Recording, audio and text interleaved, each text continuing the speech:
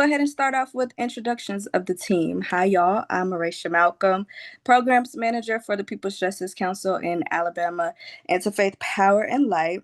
We also have Lindsay here, Lindsay Harper. She is the National Coordinator for Arm in Arm.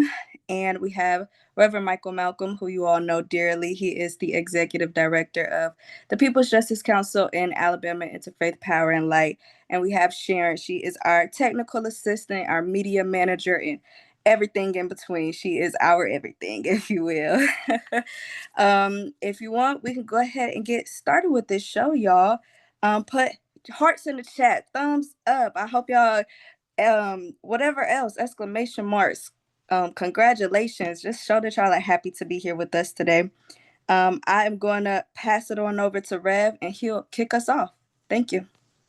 Thank you. Thank you. Just wanted to let everybody know that we are recording this, and our reason for recording it is because there are some that registered that won't be able to make it, but we wanted to make sure that they were able to get the recording.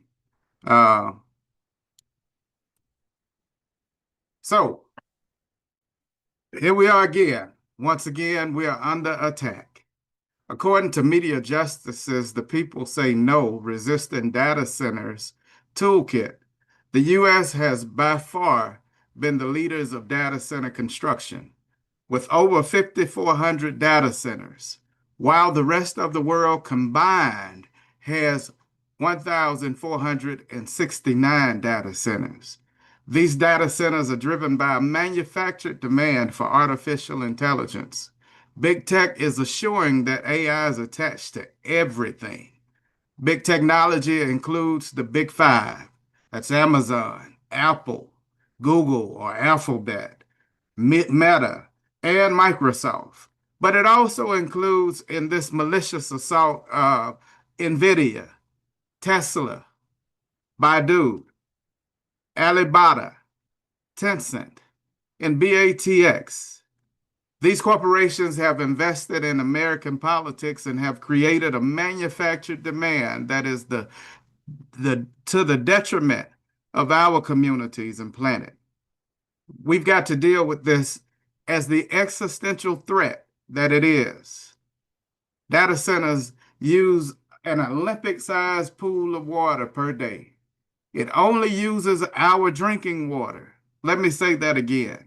It's using an Olympic-sized pool of water per day, and it's only using our drinking water. Most of these data centers are often located in metro areas due to access to the grid. And these grids, these upgrades that need to be made to the grid are accompanied by rate increases that are then passed on to everyday consumers. They bring with them noise pollution and light pollution. And in other words, this is not sustainable. Regulations have been rolled back, and law enforcement has been deployed to ensure that the rapid build out of these data centers happen. What has not been factored in, though, is the fact that people can think and act. The People's Justice Council has seen the discrepancy in this demand for AI. We realize that the demand has been put on us. It is not something we ask for, nor is it something that we need. In fact, if I be honest, we were doing just fine without it. Knowing where we are and what we are up against, the People's Justice Council, along with Arm in Arm, developed the Minus AI campaign. Our hypothesis for the Minus AI campaign is as follows. According to Erica Chenoweth's 3.5 rule, no government has withstood a challenge of 3.5% of their population mobilizing against it during a peak event. Therefore, we believe that if we can get 12 million people to opt out of AI when doing research, while engaging and educating at the community level, we can curb the demand for data centers. We propose to commit a year-long Minus AI campaign that will educate the public on how to opt out of using AI for data searches.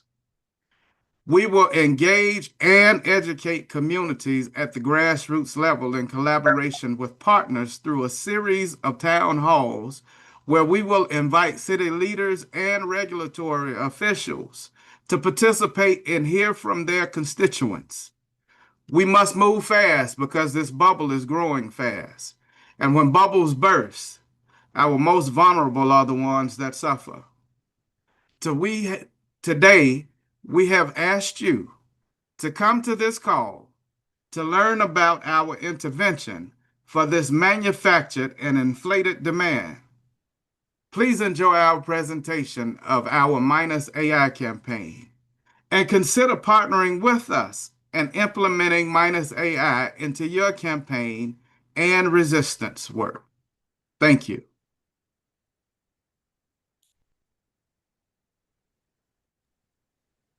And now I will pass it on over to Lindsay.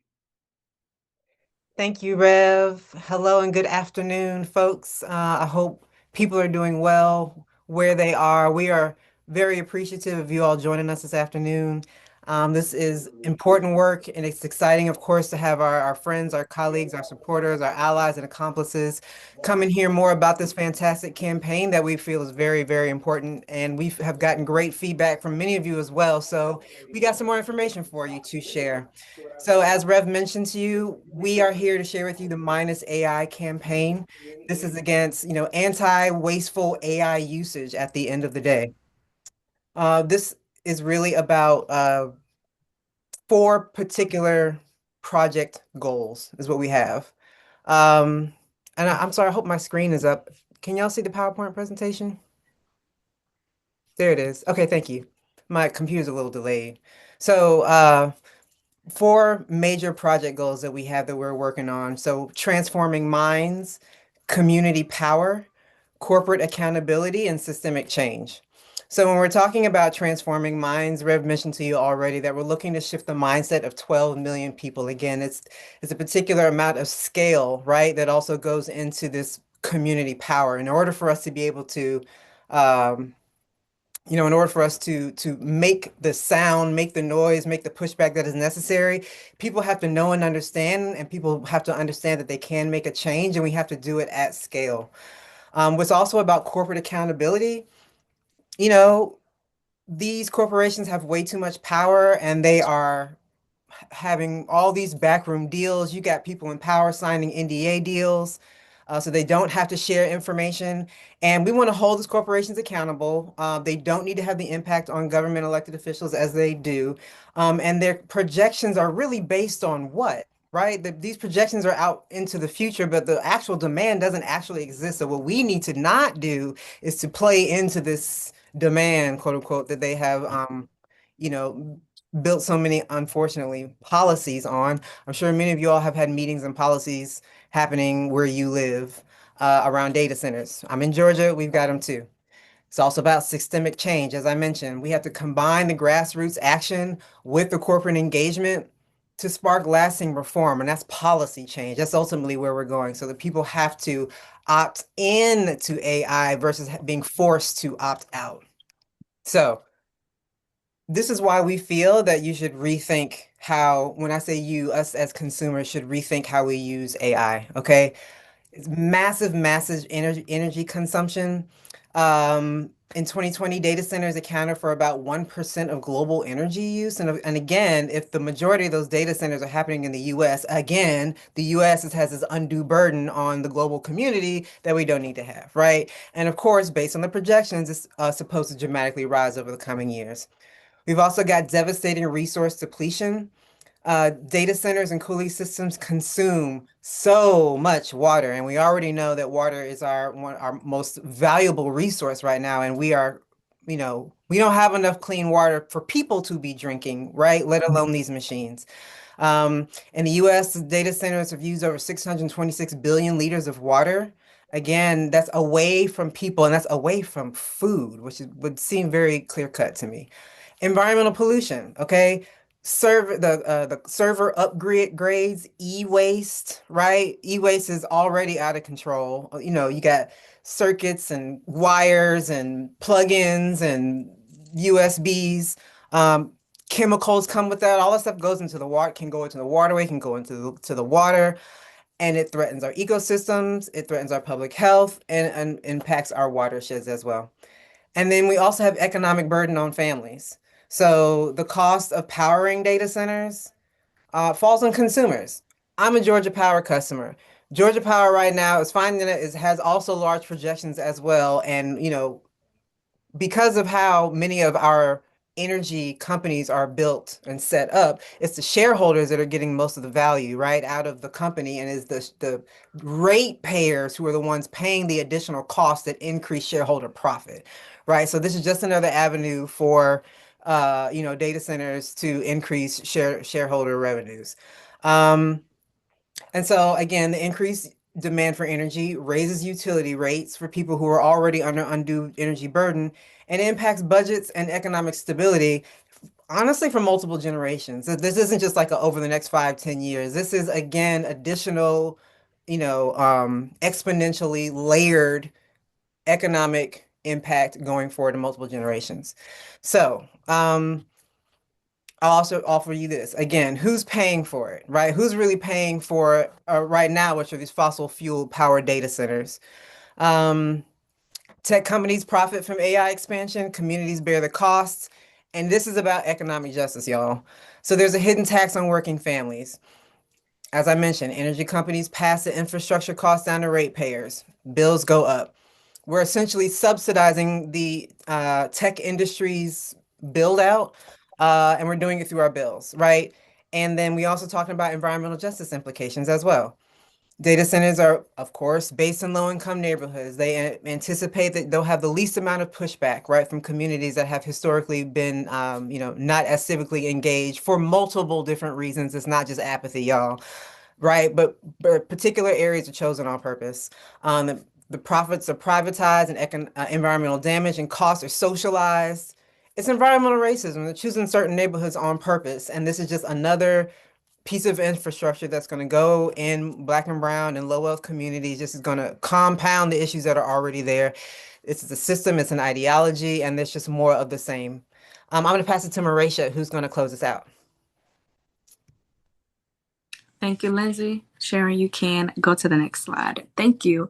So this is a 12-month campaign, and here's a little bit of our timeline. So for the first 6 months, we'll be focusing on online public education for digital usage, for consumer behavior change to reduce unnecessary AI usage, to influence public reform where search engines, and digital platforms make AI opt in. It's an optional thing. Rather, we are, forced to use AI. As you all seen when we came in, they automatically, here, we're transcribing your meeting for you. We weren't able to opt in or opt out of that. Rather than automatically, which reduces energy demand from data centers. Throughout this entire campaign, we will be fundraising, and I'll give you a little bit more information about that. We are asking you and your networks to make a reoccurring donation of $12 per month to get 12 million people to disengage from using AI in the next 12 months. We want this to be a global effort. This is a grassroots effort that will involve organizing at the community level. We need your support to make this happen, y'all. And last but not least, the last 6 months of this campaign, we'll be doing a lot of community facing actions and action-oriented steps. This will include town halls, silent protest actions, social media engagement, and of course, tracking. You can go to the next slide, please, Sharon. So what are we doing? We are organizing communities. This is where we're asking you all to join in and collaborate with us to do door-to-door campaigning, hosting town halls, community meetings, and educating residents about the environmental and economic cost of these facilities, as well as sharing our Minus AI content, as well as making content to share out as well. Next, we're doing policy advocacy. We're working to introduce legislation that protects communities from harmful data centers and the usage of our natural resources. And we're also holding corporate accountable for what's going on. We're confronting and collaborating with companies through shareholder actions, public pressure campaigns, and strategic partnerships with socially responsible businesses that understand the importance of ethical AI development. So we are looking to partner with Google and partner with Microsoft, because we're noticing through some of the research that we're doing, they're also losing out on a lot of money due to the AI research that just automatically pops up because it's an ad or whatnot. So they're losing out on money. So we're seeing how we can partner with them to promote this Minus AI campaign. Sharon, next slide, please. So here's how you can use the AI web search. Sharon, you could just click that Minus AI's logo. You can click the logo. Yeah, there you go.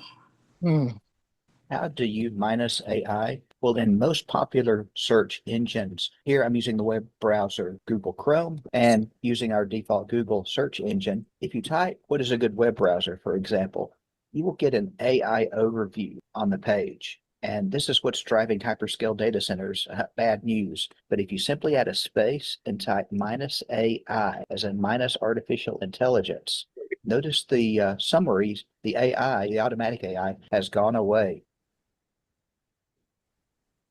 Thanks, Sharon. You can go on back. Thank you. So it's that simple and how to use the Minus AI The last feature. one with Lawrence O'Donnell starts right now. Hey, Lawrence. Hey, Jen, I have to make sure I have everything I need on this desk because You may have in the to. last, I don't know, let's see, 45 seconds. Yeah, thank you. And this is pretty much the end, y'all. If y'all want more information, you can go to our website. We have a lot more information on there. You can see a more overview of different slides that are done by Kyle Kreider. You can also email us any questions. And tomorrow, or sorry, not tomorrow, but on the 11th, on Saturday, we'll be launching our Minus AI campaign. So you can tune in to the People's Justice Council or Arm in Arm and for more information. I'll pass it back to you, Reverend. All right, thank you. So now is the time that we get to talk to each other. We've laid out to you what our campaign looks like. We would love to hear back from you about what you've heard. I know that there was one question about the potential of working with Google or Yahoo or any of the other big techs concerning Minus AI. One of the things that we're hearing, we don't know if it's true or not, but one of the things that we're hearing is that big tech doesn't necessarily like the fact that AI is attached to everything either. And so having conversations with big tech to find out where their head is, it would help us and help in achieving the direction that we want to go in. So it's not necessarily a thing of us working with them per se. If they're evil and they're doing evil, we definitely don't want to partake in that.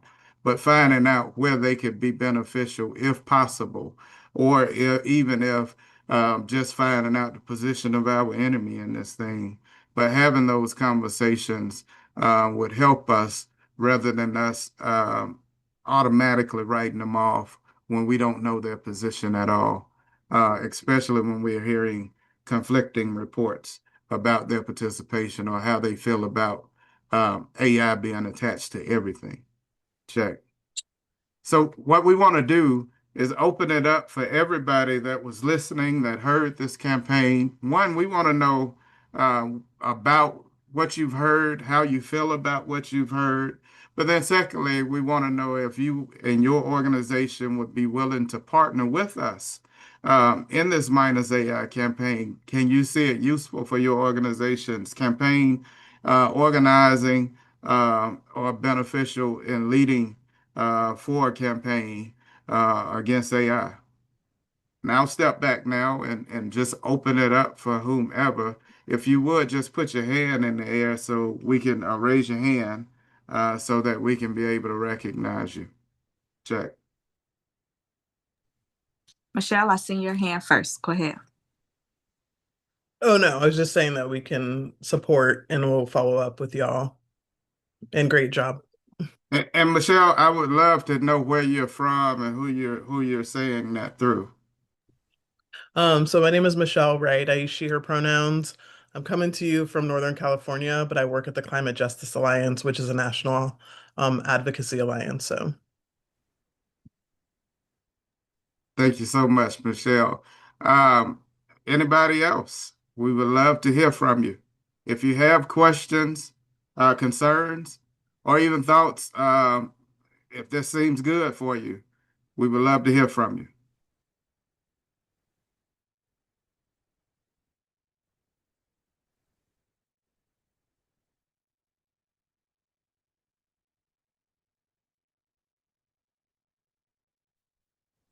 All right, so I see Mustafa has his hand up, and then Miss Wanda. Yeah, Rev, I apologize for being late. I was tied up with another event. I'm just curious. I know you're going to be launching this campaign.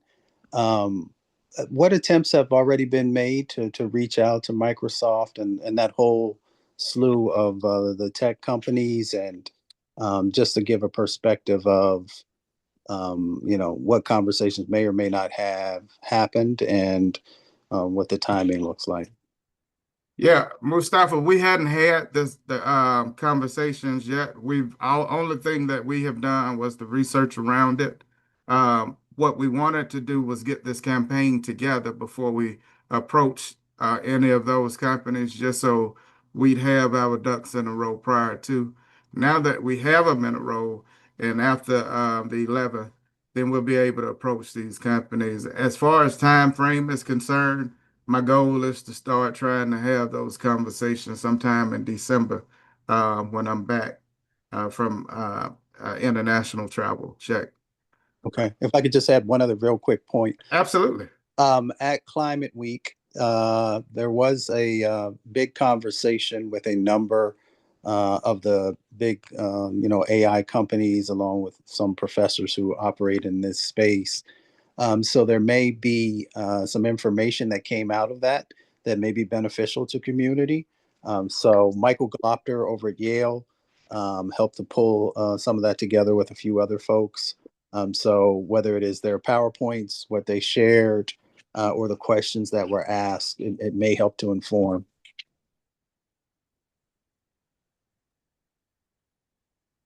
Thank you. Can you pass me that information, big brother? Yeah, I'll When you text it. get, I'll text it to you. I appreciate it. Wanda? Hey And everybody. then Brandon. Yeah, Rev. So I was just thinking a couple of one a comment and then a question. The comment, or I guess a request.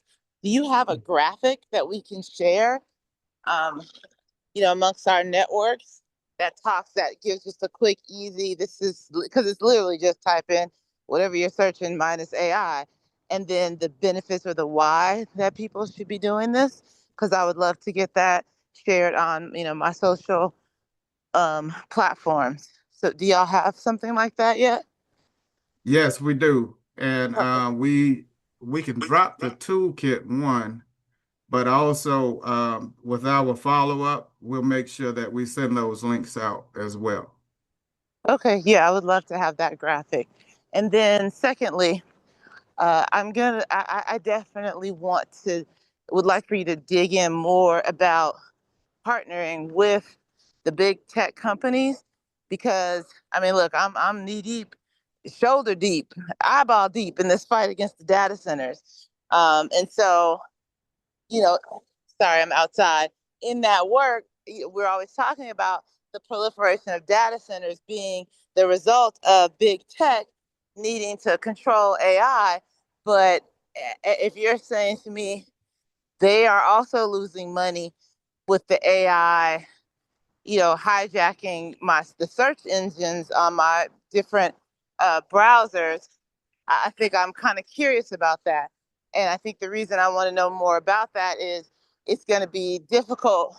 Well, not difficult, but I just want to be able to understand why the partnership with the ones who are the reason for all the data centers.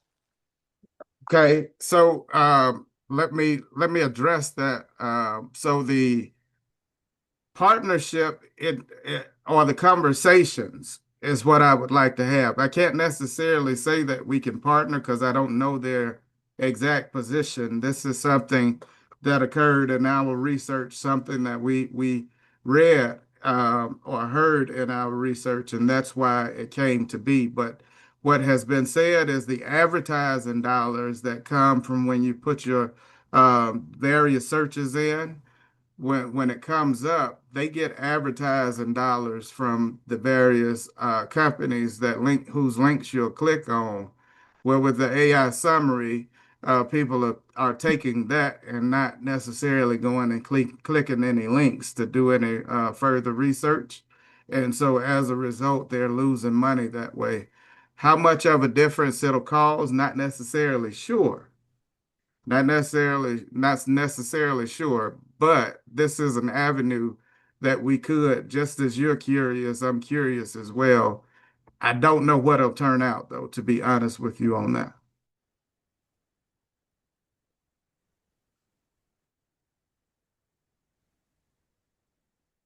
I hope that satisfied you, your answer, or your question. Well, it sounds like there's a part 2 coming, a TBD.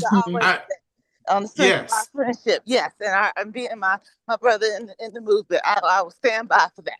Yes. Yes, there's definitely a part 2 that will need to come with that. Again, that's not something that's guaranteed. It's just something that's a conversation worth having and an avenue worth exploring. But it's not necessarily anything that we can put any foundational steps on to say we've got these people one way or the other. Okay, before we jump to the next hands, I want to read this question that's in the chat from Arjun. I hope I'm saying your name right. So sorry. Energy costs are soaring across the country, as you point out. Much of that is because existing energy sources can't meet the demand required by these new AI data centers. Do you think rising energy costs, which every American family has to shoulder, is one of the key opportunities for community organizing on this issue? Also, shouldn't we be advocating for the data centers and tech companies to shoulder costs? To shoulder this cost, given that they're responsible for the surging demand in energy? Absolutely. And I've got Naira that's on the call, and perhaps Naira can speak more to these some of the cities having upfront costs or making the data centers pay upfront costs to help to as a way of fighting against that. The first part of your question with the energy cost, I absolutely think that's the place. But between the energy cost, our bills going up, and your water drying up, I think both of those are common places that people will really understand and can get on board with.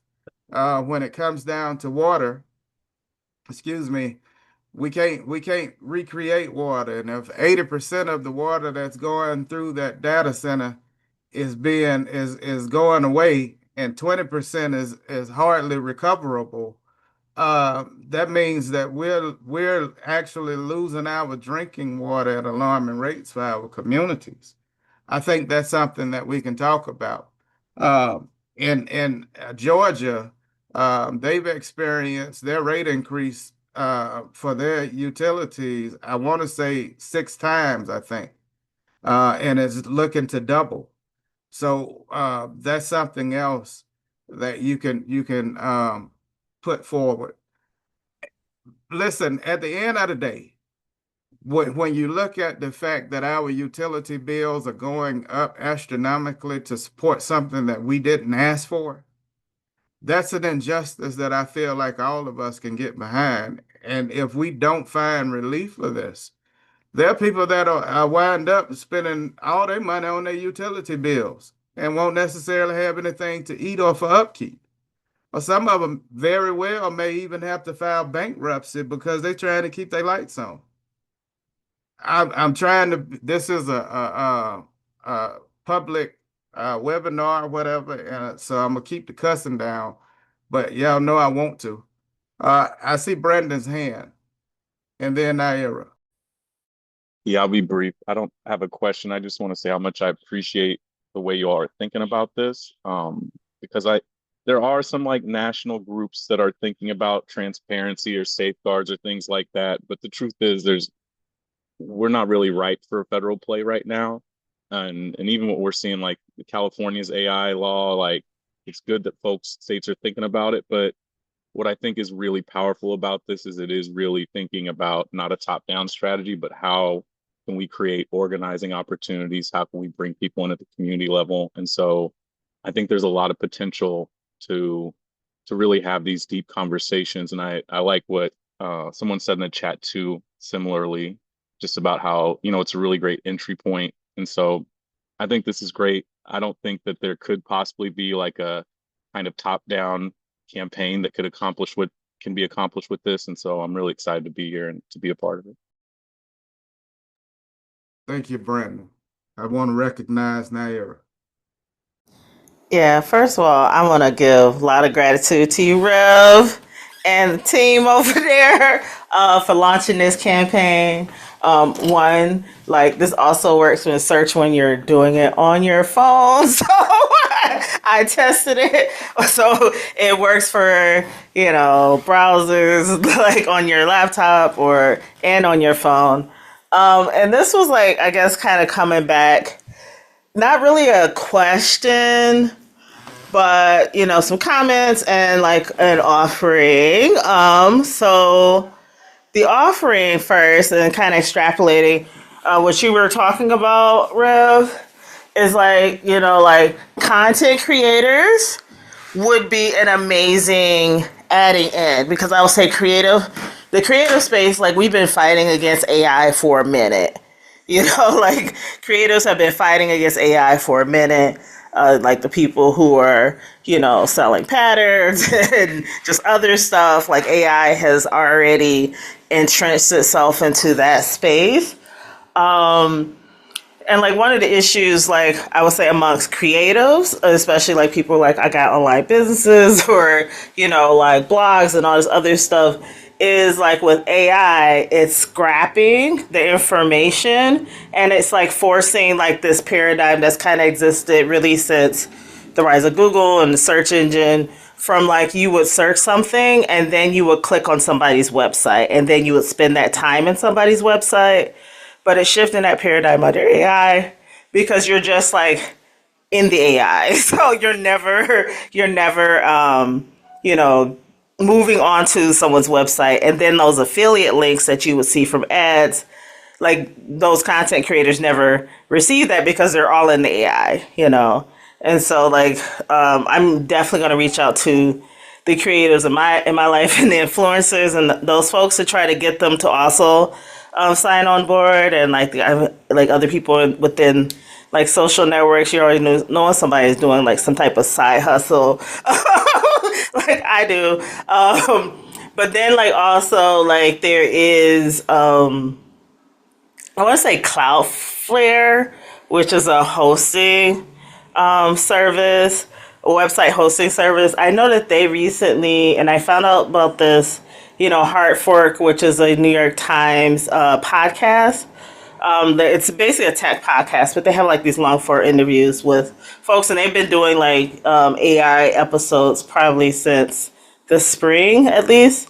But Cloudflare, they basically are banning like AI scrappers, because they're banning that like on their servers. And so I think that, there are a bunch of pockets of folks, like not only like in the EJ space, but like in other spaces. And we just gotta cobble this together so it can permeate like all of our spaces to like collectively say like, we don't want this. And I think like people don't want this, but I think like a lot of the tech, they're kind of like, they want to like the FOMO, and they're actually like expanding, and what's happening in Michigan, what's happening across the country is like all these states are like revamping like their integrated resource plans. Like we're doing it right here in Michigan because they're just like the forecasts are off for the data generation the energy generation needed for these data centers. And so like this is going, and it's like quickening like at a pace that I'm just like it's hard to even keep up with. It's like dizzying. Yeah, I'll put the link of the hard fork, and especially the one about the with the Cloudflare server dude, the CEO of that service. All right, check. So partnering with us doesn't necessarily mean that we're going to have a bunch of meetings and there's going to be a bunch of working groups formed and all of this stuff. Partnering with us looks like you spreading this word. It looks like you showing others how to use Minus AI, but also getting them to show evidence by doing screenshots, by recording themselves doing a video. I showed a couple of people, including Lindsay, how to use Minus AI, and the thought or the expression that came from it, like, oh, and it was joy actually showing that they don't have to participate in using AI. If we can capture those, we can really make this thing again. I don't know another word that appeals to this moment other than sexy. We want to make this sexy. We really want people to get on board, and this becomes a festive thing that we aren't participating. This is our form of resistance to show corporations that they will not own us. They won't own our resources, they won't own our land, and they won't own our communities. And so by clicking the link that we've shared a few times, and we'll share again, the partnership link, if you all would sign up, whether you be an organization or an individual, if you would just sign up to the partnership to partner with us so you can help get this word out. We would love, love, love to be able to stay in touch. Love, love, love to see the evidence that you'll bring so that we can take this and we can leverage it. As somebody said, we need a strong sample size so that we can be able to leverage this and show this. So instead of them forcing us to opt out and then hiding the options for us to opt out of using AI, they'll make AI something that we have to opt into. Now, if those desire to opt into it and continue to use it, that's on them. However, we've done our part in making it an option versus it not being an option right now. And so that's what we want to do. We believe, again, that will help curb the demand, but it also gives us leverage to be able to go in and fight. Right now, if we just go in with our feelings and we can't show evidence, all we're doing is screaming. I want to be able to show evidence that we aren't using this because it was never necessary, and we don't appreciate you giving us something that we didn't ask for. All right. I want to make sure that I recognize anybody else that has questions. Do we have any other questions in the chat? Any other comments that we need to highlight, team? And feel free to raise your hand if you want to speak audibly. We've got enough time. I'm gonna shut it down here in about 2 more minutes, but we've got enough time right now.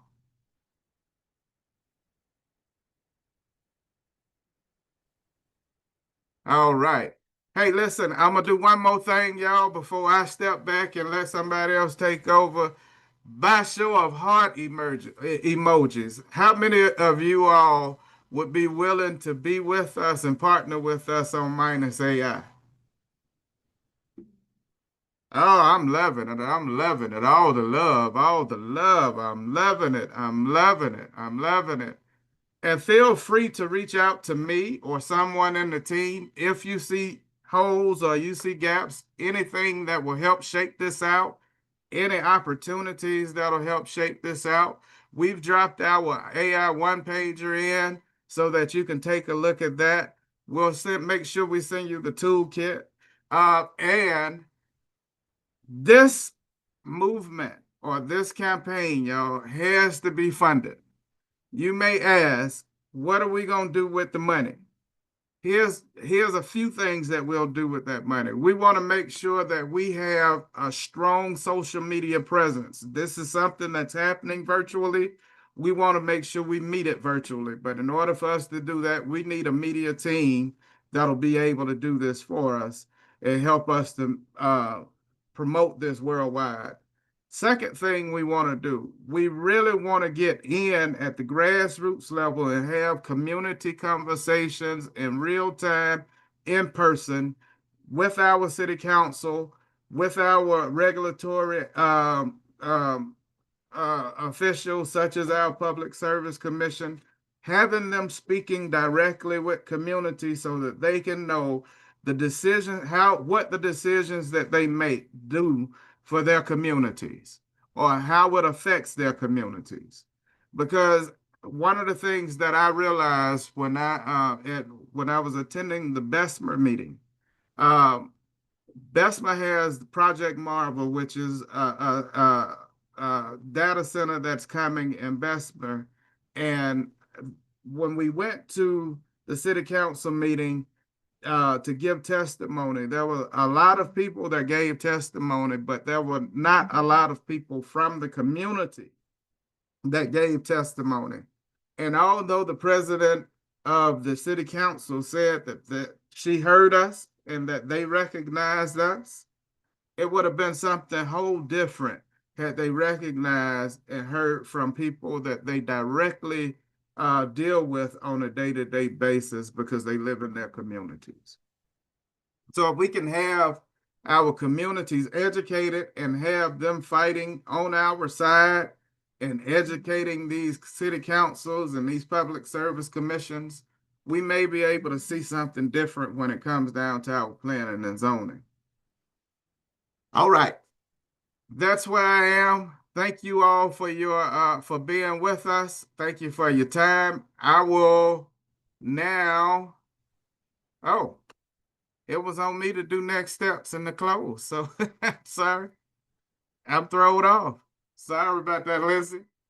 So our next steps again, y'all. We'll send this out. We'll send out the recording so you'll be able to see this again. We'll also send out the various literature so you'll be able to take a hold of that and utilize that. If you would, click that link to register to be a partner so that we can follow up with you. And please share the donation button. We're only asking that people would give $12 per month. $12 per month recurring. We're not asking for anything more than that, just $12 per month. That's not normally an issue. I don't even think you can get a Whopper for $12 a month now. $12. I don't think. I don't eat them because I got a gluten allergy. But I don't think you can get one for $12. So you can get more of your life for less than you would buying a Whopper meal. That's all I'm saying. That's all I'm saying.